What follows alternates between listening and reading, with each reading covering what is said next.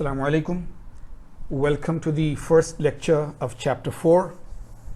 You will have to spend some time in reading the title of chapter 4, Surfaces, Tribology, Dimensional Characteristics, Inspection and Production Quality Assurance. A very huge, big chapter.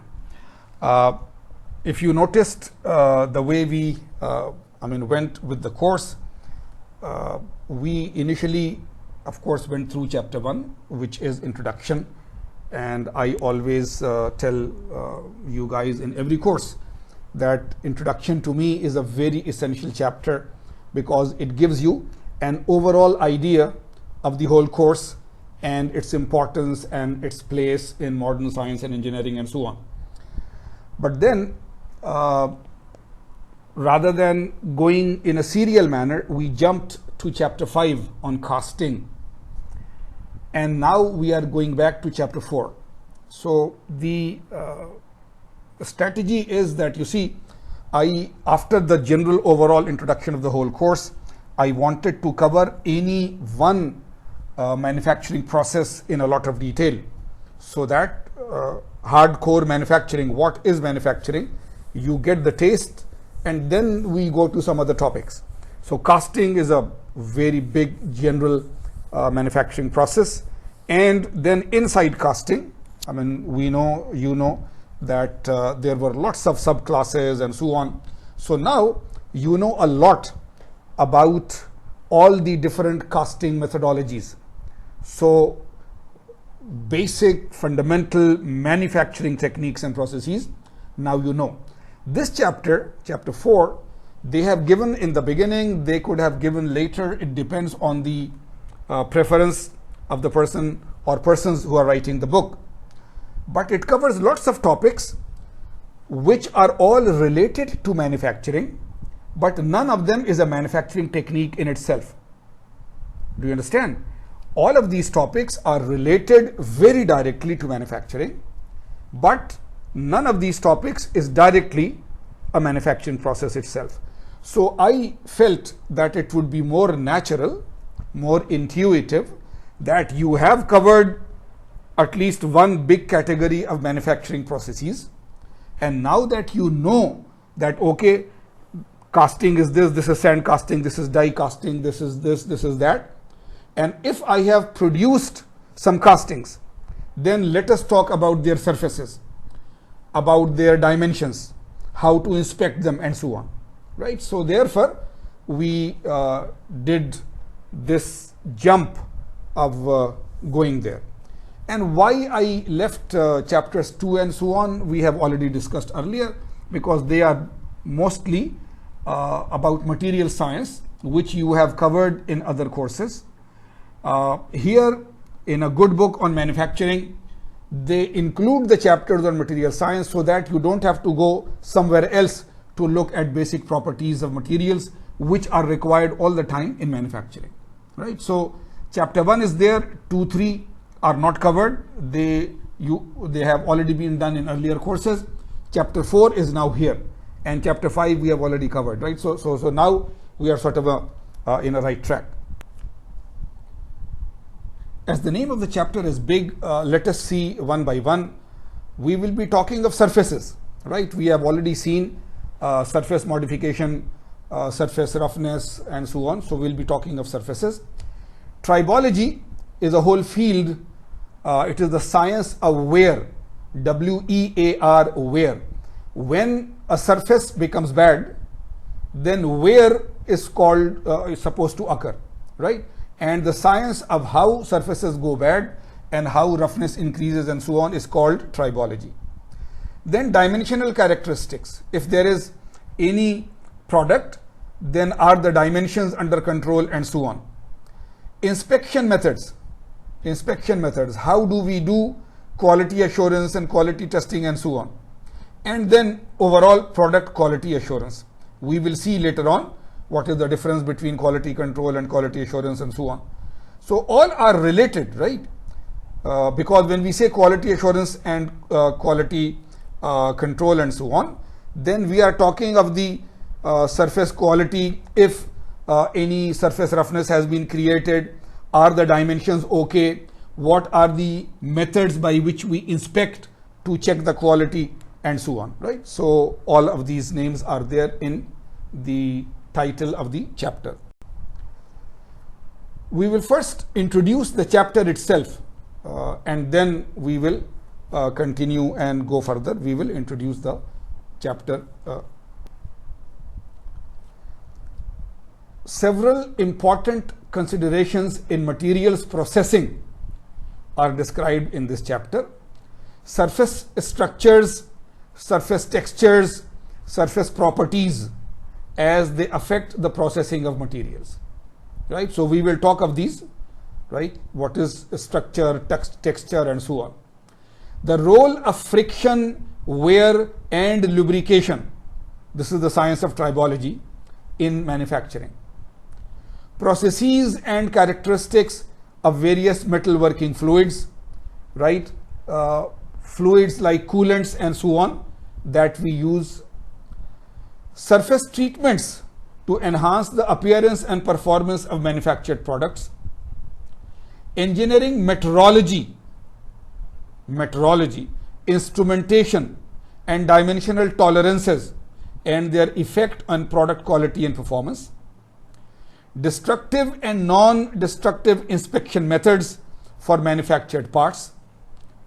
And in the end, statistical techniques for quality assurance of products. You see that these three we have shown in a different color. This is because we told you that one portion about tribology, this is all related to tribology and wear, this we are not covering in detail, right? Surfaces, this, that, we are covering to some extent. But every time we design a course for one semester, you see, the books, all the books, engineering books, are generally written so that they offer knowledge extending over about 1 year. Earlier, there was annual system. First year engineering and then the exams. Second year engineering and then the exams. So most of the books are written for one subject area so that at least 2 semesters cover it, the full year. Here we do 1 semester only. Therefore, in every course, which chapters are more critically important and which we can leave out in a first offering of the course, and even inside the chapters, which of the topics we leave out, right? So these ones about wear and tribology, though they are related, but we will leave them out for now. So now, surface structure and properties, right? The first major topic of this chapter, surface structure and properties.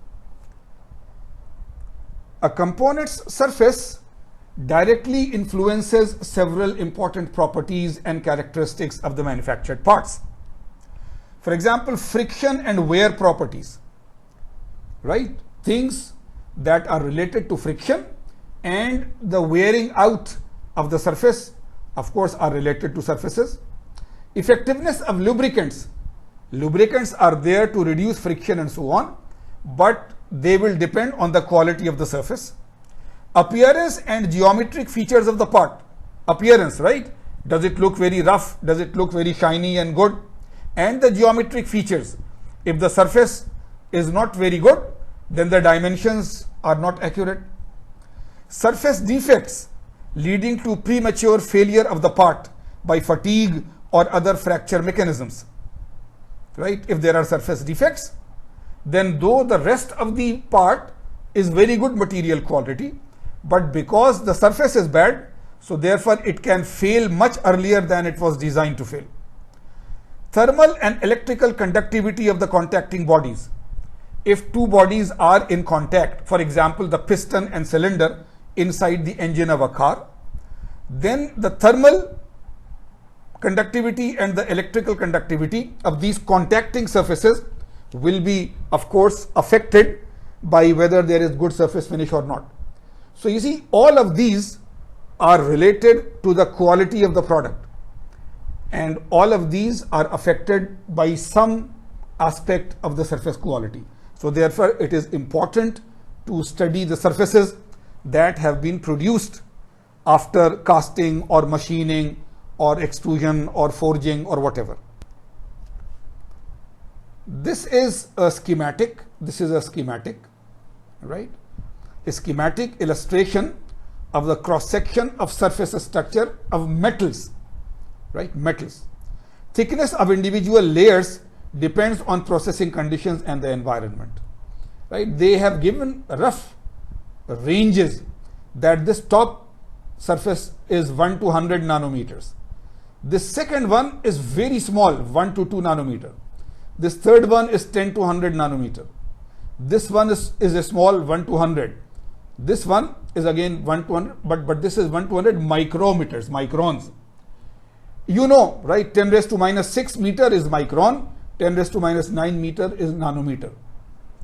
So if there is a body of metal, any metal, which we have produced by casting or by forging or by machining or by any process, once we say that the product is ready, then this is how we study the surface. That from the most outside, if we go into the, so you see deep inside is the actual metal, the metal base. And if you see, we are showing you grain structure, crystal structure, right? This is a schematic only, but whether it is FCC or BCC or HCP or whatever.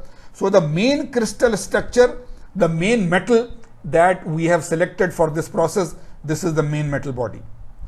At the very top, the word contaminant. If your English is good, you know that if there is any impurity, it is also called contamination, right? So the word impurity or contamination means that whatever additional materials are there which are not the pure metal, right? So at the surface, there will be some of this contaminants.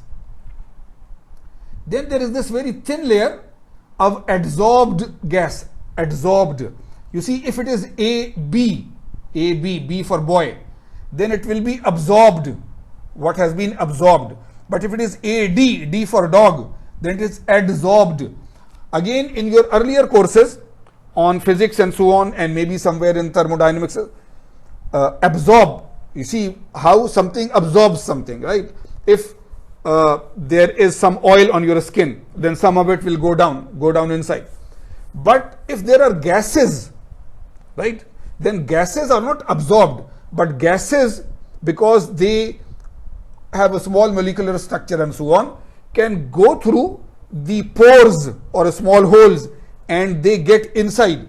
So that is called adsorption, right? So I'll not go into that. That is chemistry, thermodynamics and so on. So you go and see ad with a D, adsorption. So this is the contaminated layer, but then some gases which were not part of the metal, they were there in the atmosphere for any other reason, they have now become part of the top surface. Then there is oxide layer, oxide, right? Oxide, like iron oxide, like aluminum oxide. So it means that the oxygen in the air, oxygen in the atmosphere has reacted with the metal. If it was a steel or cast iron or something like that, it has iron inside. And that means the oxygen of the air reacts with the iron, forms a thin film of iron oxide, which you call rust or corrosion. If it was aluminum or some aluminum alloy, then it forms aluminum oxide, alumina, and again it forms